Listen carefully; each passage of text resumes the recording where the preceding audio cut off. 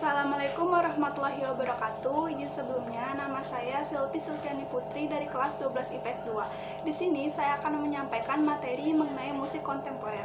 Jadi, musik kontemporer itu adalah musik yang keberadaannya berkaitan erat dengan mengalirnya waktu. Itulah mengapa musik kontemporer sering juga disebut sebagai musik garda depan, karena musik tersebut selalu mengedepankan sebuah era.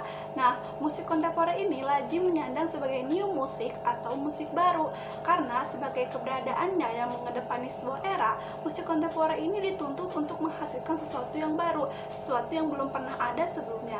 Nah, musik kontemporer ini juga yaitu musik yang sama sekali tidak berkaitan dengan tradisi. Tradisi yang dimaksud yaitu tradisi yang diwariskan secara turun-temurun. Nah, jadi secara singkatnya, musik kontemporer ini adalah musik yang baru atau kekinian dan belum pernah ada diciptakan sebelumnya. Kemudian ada konsep musik kontemporer. Yang pertama yaitu bersifat iringan. Nah, konsep tersebut berupa penciptaan melodi, bentuk lagu, ataupun instrumen. Kemudian elemen-elemen lain mengiringi melodi tersebut, atau secara singkatnya, instrumen mengiringi instrumen lainnya. Yang kemudian, yang kedua ada konsep yang bersifat ilustratif. Konsep tersebut menggambarkan sebuah naskah, cerita, atau puisi dan sebagainya.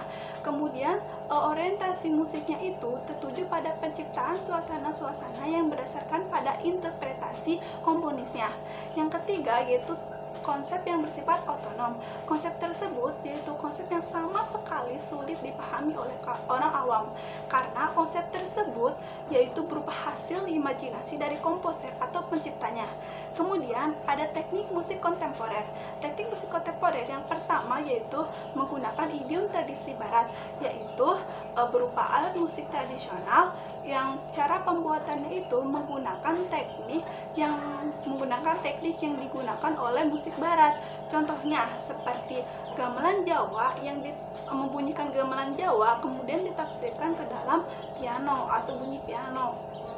Kemudian yang kedua ada teknik tata gramatika musik tradisi. Nah, teknik tersebut yaitu teknik yang menciptakan nuansa-nuansa baru pada musik tradisional yang sudah ada sebelumnya.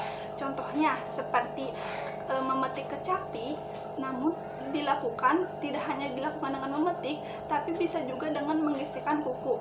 Nah, jadi hal tersebut yaitu merubah fungsi dari instrumen lain sehingga menciptakan nada atau bunyi baru. Nah, setelah penjabaran tersebut, di sini saya mengambil satu tokoh musik kontemporer yaitu Bapak Dodi Seta Eka Gusdiman, dan saya mengambil satu karya beliau yang berjudul Jalinan Kita.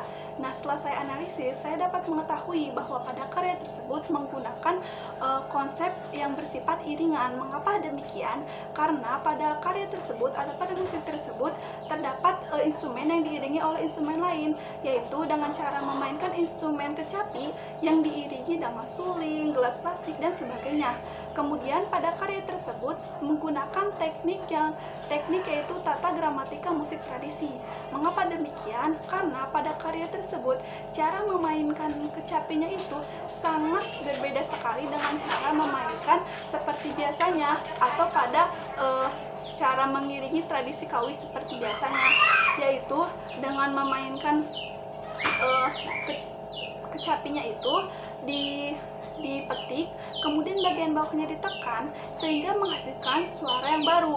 Nah, tidak hanya itu, pada kawat-kawat kecapi juga dibunyikan secara bersamaan dari atas atau ke bawah ataupun sebaliknya menggunakan kelaber. Nah, tidak hanya itu, kecapi pula pada kawat-kawat yang tersebut dipukul menggunakan pemukul karet. Nah, kemudian ada suling yang seharusnya berfungsi sebagai alat melodis, namun pada karya tersebut, pada musik ini, suling itu dimanfaatkan sebagai bunyi perkusi. Jadi si penciptanya itu memanfaatkan bunyi suling sebagai bunyi perkusi. Nah, sekian mengenai materi dari saya yang dapat saya sampaikan. Mohon maaf apabila ada kesalahan atau kekurangan. Wabillahi taufiq wal hidayah. Wassalamualaikum warahmatullahi wabarakatuh.